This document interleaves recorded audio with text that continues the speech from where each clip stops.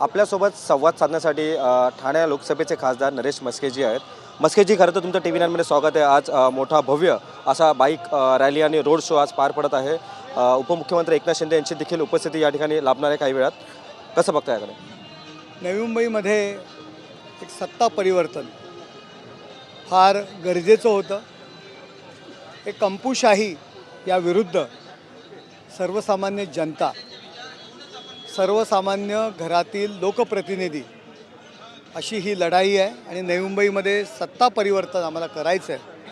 आणि याकरता आज उपमुख्यमंत्री एकनाथ शिंदेसाहेब या ठिकाणी येत आहे आणि आपण पाहताय संपूर्ण नवी मुंबई शिवसेनामय झालेली आहे. खरं तर शिंदेची शिवसेना म्हणजे आपली शिवसेना अर्थात सोबळावरती लढते.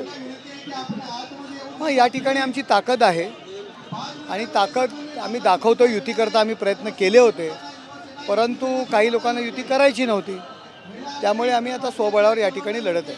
काय वाटतं महापौर आपल्याच पक्षाचा मग? हो, महापौर आमच्याच पक्षाचा होणार. भगवा फडकणार नवी मुंबई महानगरपालिकेवर. नवी मुंबईमध्ये कुठेतरी मनसे आणि ठाकरे यांची युती देखील पाहायला मिळते.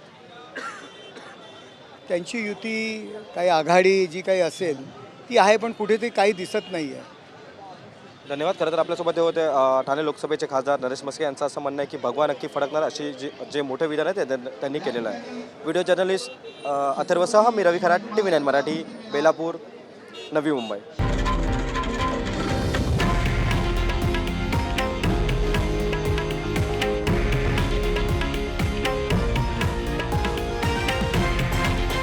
हे आहे देशातील नंबर 1 न्यूज नेटवर्क आणि आपण पाहत आहात TV9 मराठी, एकमेव.